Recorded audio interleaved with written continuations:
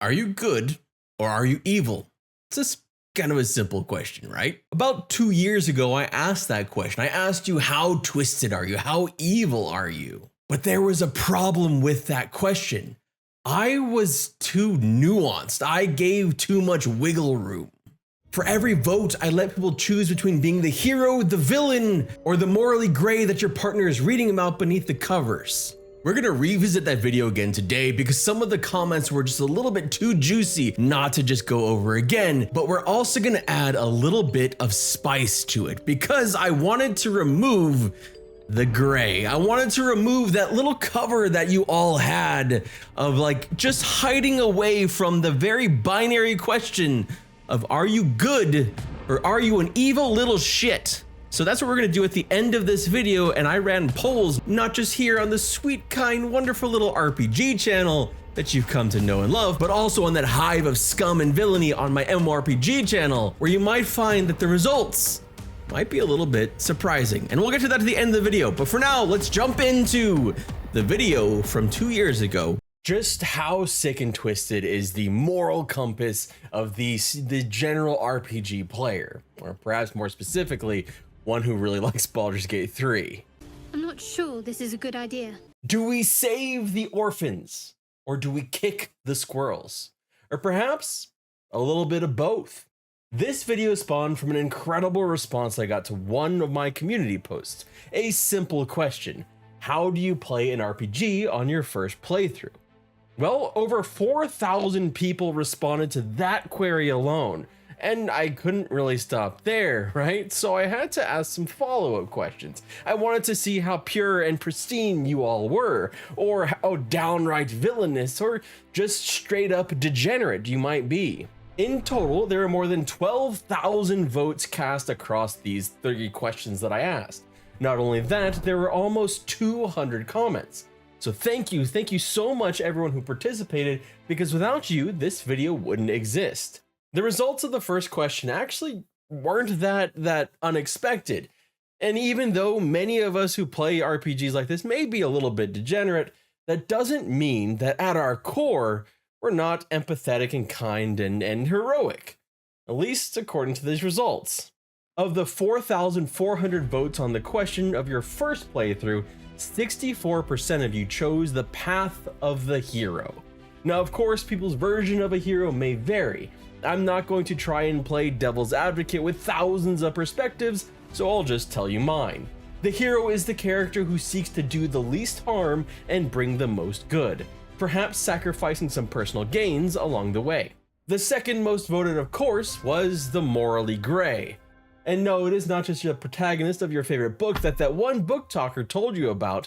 No, morally gray, the heroes that have their own moral code. They may have a general sense of goodness to them, they may seek the best outcome, or the outcome that will cause the least harm, specifically to those around them.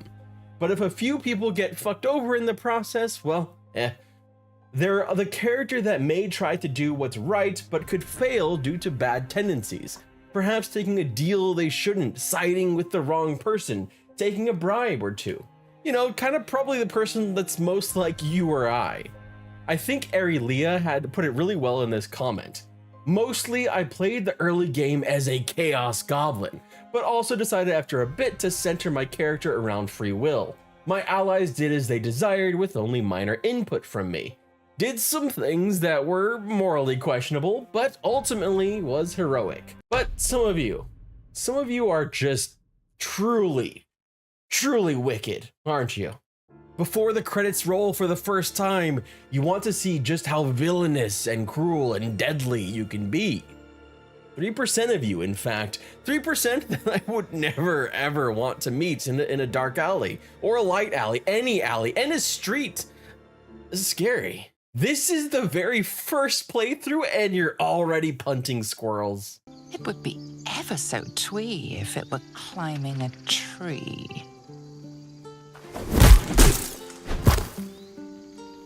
How heroic. I was wondering if we'd survive encountering such a fearsome beast. The villain is, as you suspect, the truly wicked, though they may of course be the hero of their own story.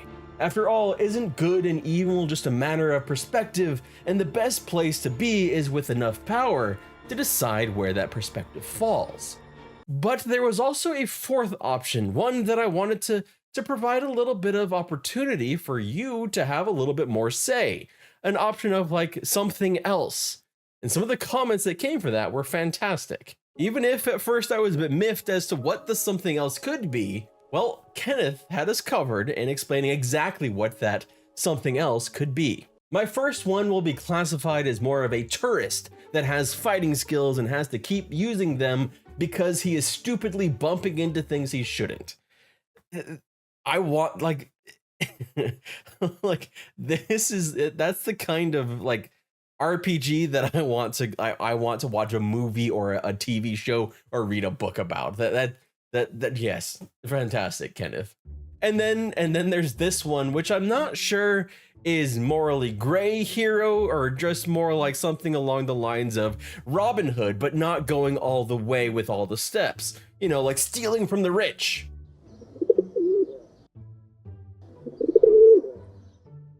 And then like that's it. There's no part two.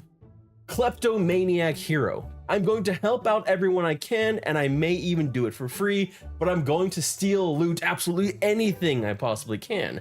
Thank you, Whisper DBM. But perhaps my favorite comment from all of the first round of comments was this one from Vortash. Just realized it's not Vortash at all. I've been playing a lot of Baldur's Gate 3, so please forgive me for that. This comment from Voltar Ash. I played as an idiot paladin whose intelligence stat is 8, which gives you a -1 modifier, but somehow his muscles, 19 strength, and personality, 17 charisma, were somehow enough for him to trudge through most stuff. Charmingly stupid is the phrase, I think. Voltar Ash, you made a himbo. You 100% made a paladin himbo. But don't worry. You are absolutely, certainly, Knuff. For your second playthrough, it sounds like all of you were a bit more dickish in general. Significantly so, which makes sense given that I guess it is the second playthrough and you want something a little bit different. But many players, I think, were falling into this trap that was said throughout multiple comments. I play as a hero and tell myself I won't the next playthrough, then do it again and again and again. Being evil is hard. It was such a common refrain in the comment section, and it's one that I get for sure. Being evil in these games can be a little bit difficult, because especially if they're written well, if the characters are written well, the ones that you're being an asshole to, they can make you feel bad about it. I personally, like, I take it to the extreme. Like, I felt bad about leaving people in camp when I was playing Baldur's Gate 3 because they would be upset. Like, I felt really, really bad about it. It's just like the better they're written, the harder it's going to be a villain. And obviously I wasn't alone. However, in this case, that doesn't seem to be exactly what's going to be going on.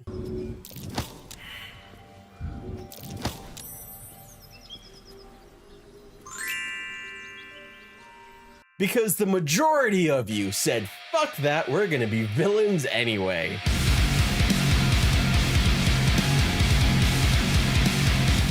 "43% of you chose to be the darkness on the horizon, creeping across the world with tyranny and mean words that make people cry.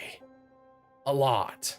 Morally Gray came in very close second at 39%. And to be completely fair, that is how my second playthrough of BG3 is currently going with my half-elf warlock. A mere 14% of you are covering up for something by doubling down on your hero complex, but then there are people like Resin Over Paradise who said, "My third playthrough I played as a bard and my goal was to romance as many NPCs as I could." And to that I have to ask, isn't that just playing a bard? I thought that was like what you have to do if you play a bard. If you don't do that, I figured you might get kicked out of the barding school of Bardington, the Bard College. It's like improv, but with music and sex, isn't it? Jokes aside, there was one comment here that was really telling and fantastic. Like really encapsulated just the pure evilness and malice that you can get to in an RPG. And that came from Damobek. Villain stories aren't as good if you don't know how heroic you can be. So, hero first, villain second, gray after. It just came across as so delightfully twisted, so evil, that you have to learn the extent of your good to see how far in the other direction you can go, how cruel and evil you can be. Needing to know how evil your evilness is. You've got to set the bar with the good to see how cruelly you can fuck people over.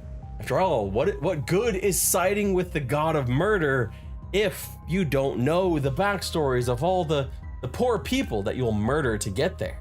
As Drake Hunter said in another comment, I want to be the devil, not just work for him. After all, if there is one rule I hold dear, it's that one must always give the devil his due. God damn, some of you are twisted, and I love it. Because I'll never do it. I can't. I've tried. I feel bad. I apologize to the NPCs. So I'm glad that some of you can be absolutely murderously cruel in these RPGs, so I can sit back and watch. That sounds kind of fucked up, doesn't it? I should talk about that in my therapy next. But all of this left me with a burning question. One of the great joys of RPGs is the ability to replay them. Their replayability, because making different choices will lead to different outcomes, especially in some recent games like Baldur's Gate 3, Witcher 3, or even going back to Dragon Age Origins. There's Mass Effect. There's so many different things that you can impact the RPG with your decision making and how you go about it. But what happens if you don't get that opportunity? If you could only play the RPG one time? If you had to pick being good, bad, or somewhere in between? Well, again, the results weren't that surprising. With almost 4,000 votes, the majority of you went for morally gray, the land between, the space with the most freedom to be both bad and good. 56% of you chose this path, while a not insignificant 38% of you chose the hero, and 5% of you were devilishly villainous, despite only getting to play it through it once. It makes sense that the choice that falls within the middle, letting you stray one way or another in a very human way, is the one that won. Setting your own moral compass, and from a gameplay standpoint, probably getting to see the most content because you're not locking yourself out by being one extreme or the other. But I think some of us may play the way Cert Mediocre does, who says that they play less morally gray and more making insane decisions that have no consistency and fluctuate wildly between extremes. I mean, that sounds about right. I mean, if nothing else, that's how I play my D&D campaigns. I don't know so much about the RPG, but definitely D&D campaigns. And life. And in my total life. I made YouTube channels. That's pretty wild and chaotic, I guess. I don't know what the hell's going on with this stuff. But I want to end with one that's kind of a nice comment, and one that I really like. Probably my favorite comment overall, because it made me think about it. And that comment came from Trap Saltburn. To quote some random thing I saw on Facebook, being able to help everyone is my power fantasy. That's just a sweet thing to think about, like the ability, like having the strength, the power, the position, everything to be able to help others, to help everyone in the story. I know when I was playing Baldur's Gate 3, I was struggling with the idea that there were any sacrifices that I had to be made, you know. And I thought that was just a kind of a cool comment to end on. And it's like, that's kind of my goal here. Is I just want to, like, everyone watching, I want you to smile or laugh at least once throughout this video. That's my end goal, is make you have a little bit of joy, a little bit of happiness. And if I succeeded in that, I am very thrilled. Now don't leave yet, because I promised we would remove the nuance. I promised different poll results taken in 2026. And here we have them. I ran 2 different polls, one here on the RPG channel with 5.5k subscribers, as well as over on the MMO channel with 25.5k subscribers. The question was as basic as you can get. Do you play evil characters in RPGs? For the MMO channel, I added a little clarification that I was meaning in games like Fable or BG3, just so they didn't think, did I mean that they were assholes in World of Warcraft or Ultima Online? In total, for running these polls over 24 hours, I just got shy of 1,000 votes. 700 of those votes came from the MMORPG channel, and just about 150 came from the RPG channel. You, the people who watch this channel the most, are slightly more altruistic, it seems, splitting the vote 40% evil and 60% good. So pat yourselves on the back because you are the sweet, kind, and wonderful ones that you will help the ones in need. You will help the downtrodden. You are the heroes out there on the streets. But the MMORPG channel, no. That had a little bit of a different story. Over in the desolate lands of MMORPG players, well, of those 700 votes, evil edged out good 52% to 48%. But even more, early on at around 400 or 500 votes when I checked in on it, the split had been even larger, with almost 60% of the vote at that time going toward evil. So there was a late surge of goody two-shoes that pulled it almost even, or people had remorse and changed their votes. Of all the votes I had run, this was the only time evil has won an initial vote, and I found it fascinating. Removed from nuance, removed from qualifiers, evil won. There was a great comment I wanted to end this video with from Krillic over on the MMORPG channel that I really think sums up the importance of having these options though. For games like Mass Effect, Baldur's Gate, Fable, and so much more, this is important. Fable, evil. KOTOR, evil. BG3, mostly good. Dragon Age, good. Mass Effect, good. Even if I don't play evil, the ability to be evil makes being good feel more satisfying, and vice versa. This is the heart of it, I think. The conscious moral decision, especially when there are stakes at play. I've been playing Divinity Original Sin 2 recently, for example, and there are times when some things would actually be easier if you just snacked on some souls. Tortured some souls even. A few little shortcuts that make your life just a little bit easier. But it's undeniably cruel and evil. Making those conscious decisions of how you want to play and knowing you have options available to you, or say murdering every merchant for their loot, it adds weight to an RPG. It gives the game depth and texture. And not to rag too much on these two games, but it's why Veilguard and Avowed in some ways fell flat for me, because in those games, there's no true evil options. It made those obvious good options feel less weighty. It's not to say every game has to be loaded with moral consequences at every turn. Not everything has to be a lesson in ethics and morality, but it certainly is a consideration in games that put choice at their heart, and having an obvious reason why you wouldn't want to take that choice makes it feel more important to take the choice. I really just wanted to revisit this video because I find this idea of good versus evil a really fun and interesting topic to talk about in RPGs. It's a really interesting subsection of the genre, and with Fable coming out, it's come back in my mind with like a vengeance, because Fable to me is like the ultimate game that I think of when I think of choices and consequences. And knowing that that game is going to be having a ton of choices and consequences makes me super excited. And I cannot wait for that game, and I'm just excited to jump in. My name is Edward Flynn. Thank you so much for watching. I hope you have an absolutely wonderful day. If you took the time to vote, if you took the time to comment, thank you so much, because I love doing these kind of videos. And without you, they're bullshit. They have no content. So thank you for it. I appreciate you, and I hope you have an absolutely wonderful day. All is as it should be. Why must you interfere? Because you're a dick. No,